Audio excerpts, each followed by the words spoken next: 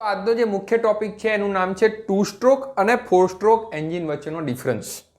દોસ્તો આપણે two stroke પણ જોયું અને ફોર સ્ટ્રોક પણ જોયું. તો ટુ સ્ટ્રોક અને ફોર સ્ટ્રોક વચ્ચેનો તફાવત શું છે એ એક્ઝામમાં સૌથી ઇમ્પોર્ટન્ટ ક્વેશ્ચનમાંનો એક છે, જેમાં ઘણી બધી વાર ઘણા બધા સ્ટુડન્ટ 100માંથી 100 એટલે કે પૂરા માર્ક પણ લાવે છે અને ઘણા લોચા પણ મારી દે છે. એ લોચા કેમ વાગે છે? કારણ કે આગળ ટુ સ્ટ્રોક અને ફોર સ્ટ્રોકની જે થિયરી છે એ એમને ક્લિયર નથી કરી હોતી.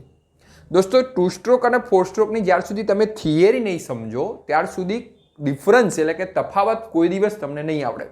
તો કે સર એના માટે અમારે શું કરવાનું? તો મેં તમને વિડીયો બનાવીને આપ્યા છે ટુ સ્ટ્રોક અને ફોર સ્ટ્રોકના વર્કિંગના, તો એ તમને ક્લિયરલી ખબર પડી જવા જોઈએ. તો તમને 80% ડિફરન્સ તો એમાંથી જ મળી જશે. રહ્યા બીજા 20% જે આજે હું પૂરા કરી દઈશ. તો ચાલો આપણે જોઈએ ટુ સ્ટ્રોક અને ફોર સ્ટ્રોક એન્જિન વચ્ચેનો ડિફરન્સ. તો ચાલો દોસ્તો આપણે જોઈએ ફોર સ્ટ્રોક અને ટુ સ્ટ્રોક વચ્ચેનો ડિફરન્સ. તો દોસ્તો ફોર સ્ટ્રોક અને ટુ સ્ટ્રોક એન્જિન વચ્ચેનો ડિફરન્સ આપણે જનરલી આ ટોપિકને 3 અલગ અલગ ભાગની અંદર વહેંચીશું. એમાં જે પહેલો ભાગ છે એ એવું છે કે જે એના કન્સ્ટ્રક્શનના આધારે, કન્સ્ટ્રક્શન એટલે કે એની બનાવટ, કન્સ્ટ્રક્શનના આધારે જે ડિફરન્સ આવે છે એ. બીજા નંબરના ભાગમાં વર્કિંગમાંથી એટલે કે કેવી રીતે કામકાજ કરે છે એના ઉપરથી કાઢીશું, અને ત્રીજા નંબરમાં હેન્ડલિંગ ઉપરથી કાઢીશું. તો આખો જે આ ટોપિક છે એ 3 અલગ અલગ ભાગમાં વહેંચાયેલો છે. પહેલા નંબરે એની બનાવટમાંથી આપણે તફાવત કાઢવાની કોશિશ કરીશું, બીજા નંબરે વર્કિંગમાંથી, ત્રીજા નંબરે એના હેન્ડલિંગ. હેન્ડલિંગ એટલે શું સર? તો આપણે કેવી રીતે આને ચલાવીએ છીએ, કેવી રીતે આને ઓપરેટ કરીએ છીએ એના ઉપરથી આપણે આનો ડિફરન્સ કાઢવાની કોશિશ કરીએ. યાદ રાખજો દોસ્તો, જ્યારે પણ કોઈ વસ્તુનો તફાવત કાઢવો હોય ત્યારે એની ઇમેજ એટલે કે આકૃતિ મગજની અંદર લાવી દેવી પડે, તો તમને ઝડપથી કામકાજ થશે. તો આવો આપણે સમજવાની કોશિશ કરીએ પહેલા નંબરના ભાગ ઉપરથી. તો ત્યાંથી શરૂઆત કરીએ. તો ટુ સ્ટ્રોકની અંદર અને ફોર સ્ટ્રોકની અંદર આ પિસ્ટન તમને દેખાડવામાં આવેલું છે. શું દેખાડવામાં આવેલું છે? પિસ્ટન. તમે આ વસ્તુ નોંધતા રહેજો. તમારે આ વસ્તુ નોંધવી ખૂબ જ જરૂરી છે. તમારે આ વસ્તુ નોંધવી ખૂબ જ જરૂરી છે. તો એ નોંધવા માટે ચોપડો અને પેન લેવો પડે. ચોપડો અને પેન લઈને બેસો અને જુઓ પહેલો ટોપિક લખવાનું થાય. ટુ સ્ટ્રોક અને ફોર સ્ટ્રોક વચ્ચે મુખ્ય ડિફરન્સમાં પહેલાં શરૂઆત કરીએ તો કે સર ટુ સ્ટ્રોકની અંદર ઓઇલ રિંગ હોતી નથી, જ્યારે ફોર સ્ટ્રોકની અંદર ઓઇલ રિંગ હોય છે. તો ઓઇલ રિંગ જે છે એ કેવી હોય, શું હોય? તો એના માટેનું તમને અહીંયા ઇમેજ બતાડવામાં આવી છે. જે ઓઇલ રિંગ છે એ ફોર સ્ટ્રોકમાં હોય છે, જ્યારે ટુ સ્ટ્રોકમાં એવી કોઈ પ્રકારની ઓઇલ રિંગ હોતી નથી. આ ઓઇલ રિંગ ક્યાં હોય? તો ઓઇલ રિંગ ઓલવેઝ પિસ્ટનની ઉપર હોય દોસ્તો, બરાબર છે. બીજા નંબરે છે વાલ્વ મિકેનિઝમ. મેં તમને પહેલાંથી જ કીધેલું છે.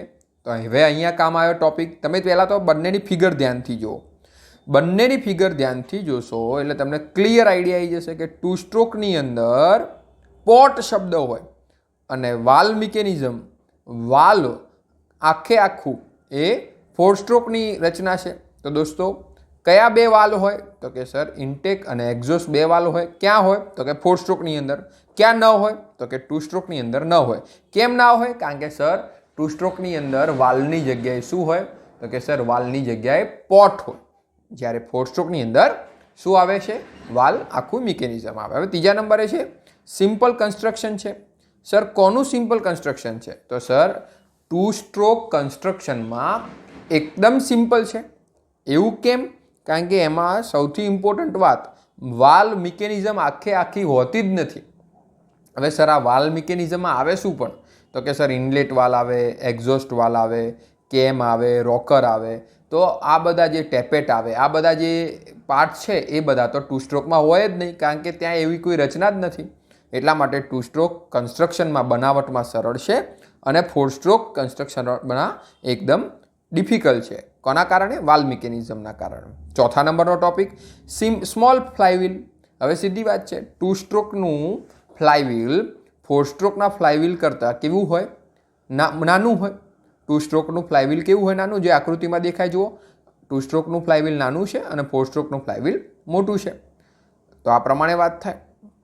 હવે પાંચમા નંબરમાં આપણે જોઈએ તો પાંચમા નંબરમાં શું આવે છે? તો કે સર ટ્રાન્સફર પોર્ટ. પહેલાં તો આટલી ખબર પડી ગઈ, પોટ શબ્દ આવે એટલે આ ટોપિક થાય ટુ સ્ટ્રોકનો. તો કે સર ટ્રાન્સફર પોટ એ સ્પેશિયલી ટુ સ્ટ્રોકમાં હોય છે, જેના ઉપરથી તમે એને ઓળખી શકો છો. દોસ્તો ટુ સ્ટ્રોકને ઓળખવા માટેની આ અદ્ભુત રીત છે, પોટથી ઓળખાય. તમે ધ્યાનથી જુઓ તો ટ્રાન્સફર પોટ નામની આ સાઈડની એક લાઇન હોય જ્યાં તમને લખેલું બતાવે છે, એ લાઇન ખાલી ટુ સ્ટ્રોકમાં હોય. 4 સ્ટ્રોકમાં આવું કશું હોતું નથી, કારણ કે એમાં વાલ્વ મિકેનિઝમ આવતી હોય છે. તો આ 5મા નંબરનો તમારો ટોપિક ક્લિયર થયો. હવે છે 6ઠ્ઠા નંબરનો. હવે આ તો આખા ગામને ખબર પડે કે વાલ્વ મિકેનિઝમ જેવી હેવી રચના 4 સ્ટ્રોકમાં હોય છે, એટલે કે ટુ સ્ટ્રોકમાં પાર્ટ્સ બધા કેવા છે? ઓછા છે, માપના છે. તો આના કારણે વેઇટ કેવું થાય? ઓછું થાય. કોનું વેઇટ ઓછું થાય? તો કે સર ટુ સ્ટ્રોકનું વેઇટ 4 સ્ટ્રોક કરતાં ઓછું થાય. તો આપણે આ વેઇટમાં જોયું, એટલે કે વજનમાં જોયું. તો દોસ્તો આ વાત યાદ રાખવા જેવી છે. 7મા નંબર ઉપર છે ક્રેન્ક કેસ. જનરલી ક્રેન્ક કેસની અંદર, ક્રેન્ક કેસ એટલે એનું પેટ ગણીએ, નીચે જે ગોળ ભાગ દેખાય મોટો એના પેટ કહેવાય. આ ક્રેન્ક કેસની અંદર જનરલી આપણે જોઈએ તો ટુ સ્ટ્રોકની અંદર ટુ સ્ટ્રોકની અંદર ક્રેન્ક કેસની અંદર પેટ્રોલ અને ઓઇલ બંને આવે છે, જ્યારે 4 સ્ટ્રોકની અંદર ખાલી ઓઇલ હોય. તો આ વસ્તુ ખાસ યાદ રાખવા જેવી છે. તો ટુ સ્ટ્રોકની અંદર પેટ્રોલ અને ઓઇલ બંને, અને 4 સ્ટ્રોકની અંદર ખાલી ઓઇલ. તો આ યાદ રાખવાની હતી. તો અહીંયા આપણી વાત થાય છે. હવે આપણે જોઈએ તો ટુ સ્ટ્રોકની અંદર જે પાવર સ્ટ્રોક હોય, એ એક રિવોલ્યુશનમાં એકવાર થાય. મતલબ ક્રેન્ક શાફ્ટ જે છે એકવાર ફરે તો એકવાર પાવર સ્ટ્રોક નીકાળે. જ્યારે 4 સ્ટ્રોકની અંદર ક્રેન્કશાફ્ટ એકવાર ફરે તો 2 પાવર સ્ટ્રોક નીકળતા હોય છે. તો આના ઉપરથી એક નવો ડિફરન્સ આપણને મળે છે. પાવર સ્ટ્રોક ટુ સ્ટ્રોકમાં એક વાર ફરવાથી એક જ વાર મળે, અને 4 સ્ટ્રોકની અંદર પાવર સ્ટ્રોક આપણને કેટલી વાર મળે છે? તો કે સર પાવર સ્ટ્રોક આપણને 2 વાર મળે છે. ક્રેન્કશાફ્ટ તો એક જ વાર ફરે છે. તો ટુ સ્ટ્રોકની અંદર એક પાવર સ્ટ્રોક હોય, શોર્ટમાં કહું તો, અને 4 સ્ટ્રોકની અંદર 2 પાવર સ્ટ્રોક હોય. આના કારણે, કોના કારણે? તો કે સર પાવર સ્ટ્રોકના કારણે એન્જિનનો પાવર અને જો વેઇટનો રેશિયો એટલે કે ગુણોત્તર કાઢવામાં આવે તો ટુ સ્ટ્રોકનો પાવર ટુ વેટ રેશિયો વધારે હોય, એટલે અહીંયા લખ્યું છે મોર, અને 4 સ્ટ્રોકનો પાવર ટુ વેટ રેશિયો કેવો હોય? ઓછો હોય છે. તો દોસ્તો હવે આગળ જઈએ તો આગળ વાત કરે છે એફિશિયન્સીની. એફિશિયન્સી એટલે શું? તો તાકાત. તો દોસ્તો એફિશિયન્સીમાં જો આપણે સમજીએ, એફિશિયન્સી એટલે એવરેજ કહીએ તો પણ ચાલે, માઇલેજ લખ્યું છે, માઇલેજ કહો, એવરેજ કહો તો પણ ચાલે. તો ફ્યુલની એવરેજ જે છે, ફ્યુલની એફિશિયન્સી જે છે, એ પાવર ટુ વેટ રેશિયોના કારણે ટુ સ્ટ્રોકમાં ઓછી હોય છે, જ્યારે 4 સ્ટ્રોકમાં વધારે હોય છે. જ્યારે હવે એના ઉપરથી જો આગળ ચાલવામાં આવે તો આગળ પરથી આપણને એવી ખબર પડે છે કે આગળ શું આવશે? તો કે સર આગળ લેસ એફિશિયન્ટ પ્રોસેસ થાય. એફિશિયન્ટ પ્રોસેસ એટલે ઓછી તાકાતવાળી પ્રોસેસ થાય. ક્યાં? ટુ સ્ટ્રોકની અંદર. અને જ્યારે વધારે તાકાતવાળી, વધારે એફિશિયન્ટવાળી, વધારે તાકાતવાળી પ્રોસેસ થાય ક્યાં? તો કે એ થાય 4 સ્ટ્રોકની અંદર. વધારે પડતો અવાજ થાય ટુ સ્ટ્રોકની અંદર, અને ઓછો અવાજ થાય 4 સ્ટ્રોકની અંદર. મોર નોઇઝ એટલે અવાજ ટુ સ્ટ્રોકની અંદર વધારે થાય, અને ઓછો અવાજ એટલે કે 4 સ્ટ્રોકની અંદર ઓછો થાય. દોસ્તો તો આ વાત થાય છે 4 સ્ટ્રોક અને ટુ સ્ટ્રોકની. લેસ થર્મલ એફિશિયન્સી અને મોર થર્મલ એફિશિયન્સી, એટલે કે થર્મલ એફિશિયન્સી એટલે કે ઉષ્મીય તાકાત જે છે એ ટુ સ્ટ્રોકની ઓછી હોય અને 4 સ્ટ્રોકની વધારે હોય છે. તો દોસ્તો આટલા આ ડિફરન્સ તમને ક્લિયર થયા હશે. હજી આપણે આગળ જઈએ તો લખે છે વર્કિંગ ટેમ્પરેચર જે છે એ ટુ સ્ટ્રોકનું ઓછું હોય, અને વર્કિંગ ટેમ્પરેચર 4 સ્ટ્રોકનું ઊંચું હોય છે. વર્કિંગ ટેમ્પરેચર એટલે શું સર? તો કે જે સ્ટ્રોક દરમિયાન ટેમ્પરેચર પેદા થાય એ ટેમ્પરેચરને વર્કિંગ ટેમ્પરેચર કહેવાય છે. એ ટુ સ્ટ્રોકની અંદર ઓછું હોય, 4 સ્ટ્રોકની અંદર વધારે હોય છે. હવે અહીંયા કહે છે લો ફ્રિક્શન લોસ, કારણ કે અને 4 સ્ટ્રોકની અંદર મોર ફ્રિક્શન લોસ. આ વસ્તુ સમજવા જેવી છે. ફ્રિક્શન એટલે ઘર્ષણ, અને લોસ એટલે કે લોસ એટલે કે નુકસાન. તો ઓછું ફ્રિક્શન લોસ અને વધારે ફ્રિક્શન લોસ. તો દોસ્તો ઓછું ફ્રિક્શન અને વધારે ફ્રિક્શન આવું કેમ? તો દોસ્તો આપણને ખબર છે કે 2 સ્ટ્રોક અને 4 સ્ટ્રોકની અંદર પાર્ટ્સ કોની અંદર વધારે હોય? તો કે સર પાર્ટ્સ એટલે કે ભાગો 4 સ્ટ્રોકની અંદર વધારે હોય. તમને ખબર છે પેલું વાલ્વ મિકેનિઝમ આખું. તો જ્યાં પાર્ટ્સ વધારે હોય ત્યાં ઘર્ષણ વધારે હોય. એટલા માટે 4 સ્ટ્રોકની અંદર વધારે પાર્ટ્સ હોવાથી મોર ફ્રિક્શન લાગશે અને 2 સ્ટ્રોકની અંદર ઓછાના કારણે ઓછું ફ્રિક્શન લાગશે. હવે આપણે આગળ જઈએ તો આગળ આપણને ખબર પડે છે, હવે આપણે આગળ જોઈએ તો આપણને ક્લિયર ખબર પડે કે 2 સ્ટ્રોક અને 4 સ્ટ્રોકમાં મુખ્ય ડિફરન્સમાં આ પણ એક જબરજસ્ત ડિફરન્સ છે કે 2 સ્ટ્રોકની અંદર ફ્યુલ ટેન્ક એટલે જ્યાં તમે પેટ્રોલ ભરાવો કે જે ભરાવો તો એ પેટ્રોલની સાથે ઓઇલ પણ નાખવું પડે. યાદ છે તમને પહેલાં જે જૂના સ્કૂટર આવતા એની અંદર પેટ્રોલની સાથે શું નાખવું પડે? ઓઇલ પણ નાખવું પડે.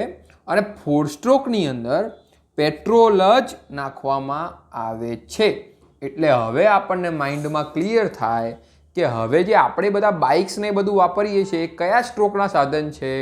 તો કે સર એ 4 સ્ટ્રોક એન્જિન છે. આપણે જેના ઉપર બેઠા છીએ એ એક્ટિવા હોય, બાઇક હોય, લેટેસ્ટ બધા જ્યાં આપણે ઓઇલની પડીકી ના નાખવી પડે ત્યાં સમજી લેવાનું કે એ બધું આપણું 4 સ્ટ્રોક છે. તો એનો મતલબ હવે જે આપણે બાઇક વાપરીએ છીએ એ બધા જનરલી 4 સ્ટ્રોક આવે છે. પહેલાં જૂના સ્કૂટર, એકદમ જૂના સ્કૂટર પેલા ચેતકના આવતા, એ જૂના સ્કૂટર જો કોઈની પાસે હોય કાં તો તમે ક્યાંક જોતા હોય તો યાદ રાખવાનું કે એ બધા 2 સ્ટ્રોક હતા. હવે જનરલી 2 સ્ટ્રોક એન્જિન ક્યાંય વપરાતા નથી.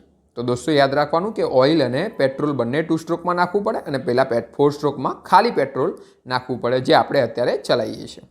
હવે બીજા નંબરની વાત છે લેસ કેપિટલ કોસ્ટ. એટલે કે જ્યારે પણ આપણે આને બનાવવામાં આવે, મતલબ 2 સ્ટ્રોક અને 4 સ્ટ્રોક, સીધી વાત છે કે 2 સ્ટ્રોકમાં પાર્ટ્સ ને બધું ઓછું હોવાના કારણે એની કિંમત, એની બનાવટની કિંમત એ 4 સ્ટ્રોકની સાપેક્ષમાં ઓછી જશે. એટલે અહીંયા લખ્યું છે જુઓ કે લેસ કેપિટલ કોસ્ટ અને મોર કેપિટલ કોસ્ટ. કોની વધારે છે? તો કે 4 સ્ટ્રોકની વધારે છે. હવે છે સીધી વાત છે પાર્ટ્સ ઓછા છે એના કારણે મેન્ટેનન્સ પણ ઓછું રહેશે. તો 2 સ્ટ્રોકની અંદર મેન્ટેનન્સ ઓછું હોય છે અને 4 સ્ટ્રોકની અંદર મેન્ટેનન્સ વધુ હોય છે. તો આટલા પાર્ટ્સ આપણે ટોટલ ડિફરન્સ આપણે અહીંયા જોયા. તો દોસ્તો 2 સ્ટ્રોક અને 4 સ્ટ્રોકના આટલા બધા ડિફરન્સ જોયા પછી મને એવી ચોખ્ખી આશા છે તમારા ઉપર કે તમે મેક્સિમમ આમાંથી ગ્રહણ કર્યું હોય. દોસ્તો સૌથી વધારે તમે જો ભાગ જોયા હોય તો મેં 3 અલગ અલગ ભાગ ઉપરથી તમને ડિફરન્સ સમજાવવાની કોશિશ કરી છે. એના કન્સ્ટ્રક્શન ઉપરથી, એના વર્કિંગ ઉપરથી અને એના હેન્ડલિંગ ઉપરથી. સૌથી ઇઝી છે કન્સ્ટ્રક્શન ઉપરથી. મેં તમને જે સમજાવવાની કોશિશ કરી હતી એ જ યાદ રાખજો. થિયરીમાંથી જ 80% પોઈન્ટ્સ આપણને મળતા હોય છે. દોસ્તો ઉપર છેલ્લી વાત કરીએ તો સૌથી સીધમ સાદા જે મુદ્દા હતા એ મુદ્દા યાદ રાખવા માટેની કોશિશ કરીએ તો આ છે 2 સ્ટ્રોક, આ છે 4 સ્ટ્રોક. તો સર 2 સ્ટ્રોક અને 4 સ્ટ્રોકમાં જેટલા ડિફરન્સ અમને યાદ રહ્યા છે એ અમે લખી કાઢ્યા છે. The best. ના લખ્યા હોય તો એકવાર ફરીવાર લખવાની કોશિશ કરજો. વિડીયો એટલા માટે તમારી આગળ બનાવીને રાખું છું કે તમે એને ગમે ત્યારે ઈચ્છો ત્યારે એને પોઝ કરી શકો, એને ઊભા રાખી શકો, ફરીવાર સાંભળી શકો. ક્યાંક કંઈક સાંભળવાનું કે જોવાનું રહી ગયું હોય તો એને તમે જોઈ શકો. એટલા માટે આ વિડીયો બનાવવાની મહેનત કરું છું. તમે જેટલું આને શાંતિથી જોશો, વધારે તાકાતથી જોશો, વધારે ઇન્ટરેસ્ટથી જોશો એટલો મારો ઉત્સાહ પણ વધતો રહેશે. તો દોસ્તો તમે હું ભેગા થઈ પ્રયત્ન કરીએ કે મેક્સિમમ સારામાં સારું આપણું રિઝલ્ટ આવે અને સારામાં સારું આપણને જ્ઞાન પ્રાપ્ત થાય. તો દોસ્તો 2 સ્ટ્રોક અને 4 સ્ટ્રોક એન્જિન વચ્ચેના તફાવતનો વિડીયો જોયા પછી એને લખવું પણ પડે. એટલા માટે મને વિચાર આવ્યો કે ઘણા ઇઝી મુદ્દા જે આપણે લખી શકીએ અને એક્ઝામમાં સારી રીતે એને બતાવી શકીએ તો એ પણ આપણે અંદર લખવા માટે મેં તમારી માટે અહીંયા એક નાના સરખું એક પ્રયત્ન કર્યો છે કે 2 સ્ટ્રોક અને 4 સ્ટ્રોક વચ્ચેના જે વિડીયો જોયો એમાંથી કયા કયા મુદ્દા એવા છે જે ઇઝીલી યાદ રહી જાય એવા છે. તો પહેલો મુદ્દો હતો કે ઓઇલ રિંગ નથી હોતી અને કે ઓઇલ રિંગ હોય છે. મેં તમને વાત કરી એમ કે પિસ્ટન હોય એની ઉપર જે રિંગ હોય એમાં 3 અલગ અલગ પ્રકારની રિંગ હોય છે. એમાં એક રિંગ ઓઇલ રિંગ પણ હોય છે જે ખાલી 4 સ્ટ્રોકમાં હોય છે. જ્યારે આપણે પિસ્ટનના કન્સ્ટ્રક્શન વિશે ભણીશું ત્યારે આપણે જોઈશું, પણ અત્યારથી યાદ રાખી લો કે 4 સ્ટ્રોકમાં ઓઇલ રિંગ હોય છે, જ્યારે 2 સ્ટ્રોકમાં ઓઇલ રિંગ હોતી નથી. તો આના મતલબ શું થાય છે કે કોક વાર તમારી આગળ 2 સ્ટ્રોક અને 4 સ્ટ્રોકના પિસ્ટન પડ્યા હોય, 2 સ્ટ્રોક અને 4 સ્ટ્રોકના પિસ્ટન તમારી આગળ પડ્યા હોય તો તમે કેવી રીતે એને ઓળખશો? તો કે સર પહેલાં તો અમે રિંગ જોઈશું. જો ઓઇલ રિંગ હશે તો એ 4 સ્ટ્રોકનું પિસ્ટન હશે. આવું ઘણી જગ્યાએ પ્રેક્ટિકલમાં થતું હોય છે. પિસ્ટન તમારી આગળ મૂકી દે અને તમને કહે કે આ કયા સ્ટ્રોકના પિસ્ટન છે, તો તમને ખબર પડવી જોઈએ.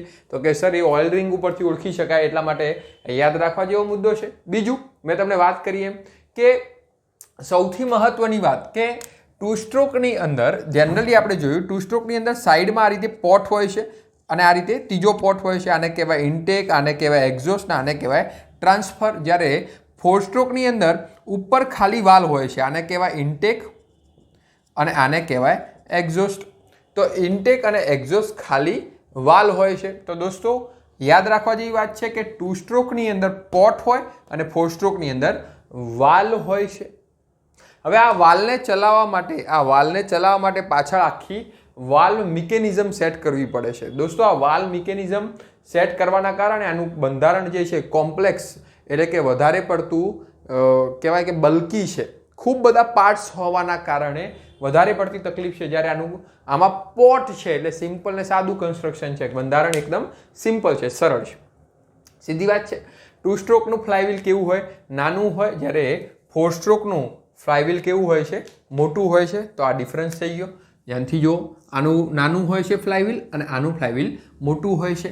આમાં ટ્રાન્સફર પોટ હોય છે. મેં તમને વાત કરી એ પ્રમાણે કે આમાં એટલે કે 2 સ્ટ્રોકમાં ટ્રાન્સફર પોટ હોય છે, જ્યારે 4 સ્ટ્રોકમાં આવા કોઈ પણ પ્રકારના પોટ હોતા નથી. એમાં ખાલી ને ખાલી ઇન્ટેક અને એક્ઝોસ્ટ વાલ્વ હોય છે. પછી આનું વજન કેવું હોય છે દોસ્તો? કે વજન ઓછું હોય છે અને 4 સ્ટ્રોકનું વજન કેવું હોય છે? વધુ હોય છે. અવાજ કેવો થાય છે? વધુ થાય છે. જ્યારે આમાં અવાજ કેવો થાય છે? ઓછો થાય છે. ઘર્ષણ કેવું છે? ઓછું. હવે આ ઘર્ષણ ઓછું કેમ છે? તો કે સીધી વાત છે સર, આની અંદર બંધારણ સિમ્પલ છે, એટલે કે પાર્ટ્સ ઓછા છે. આની અંદર પાર્ટ્સ ઓછા છે. 2 સ્ટ્રોકમાં પાર્ટ્સ ઓછા હોય એના કારણે ઘર્ષણ પણ ઓછું થાય, એટલા કારણે એમાં ઘર્ષણ વધુ થાય. કારણ કે અહીંયા વાલ્વ મિકેનિઝમ આખી હોય છે, એટલે કે પાર્ટ્સ વધારે હોય છે, એના કારણે અહીંયા ઘર્ષણ કેવું થાય? વધુ થાય. સીધી વાત છે. ઘર્ષણ વધુ એનો મતલબ કે મેન્ટેનન્સ પણ, અહીંયા ઘર્ષણ ઓછું એનો મતલબ મેન્ટેનન્સ પણ ઓછું થાય છે. અહીંયા ઘર્ષણ વધુ એટલે મેન્ટેનન્સ પણ વધુ થાય છે. કિંમત કેવી હોય છે? ઓછી હોય છે, જ્યારે અહીંયા કિંમત વધુ હોય છે. આ સામાન્ય મુદ્દા જે જનરલી તમે યાદ રાખી શકો એમ છો. ખાલી થોડો પ્રયત્ન કરવો પડે, લખવું પડે, મારી જેમ લખવાની પ્રેક્ટિસ પાડવી પડે તો જ આ મુદ્દા તમને યાદ રહે એમ છે. દોસ્તો 2 સ્ટ્રોક અને 4 stroke very most important topic છે. જનરલી એવી કોઈ એક્ઝામ ન હોય ઓટોમોબિલની કે જેમાં 2 સ્ટ્રોક અને 4 સ્ટ્રોકનો ટોપિક હોય અને એના વિશે ન પૂછાય. કાં તો એનું વર્કિંગ પૂછાય, કાં તો પછી એનો ડિફરન્સ પૂછાય. વર્કિંગ અને ડિફરન્સ બંને મેં તમને સમજાયા આ ફિગર અને આખા એનિમેટેડ વિડીયોની મદદથી.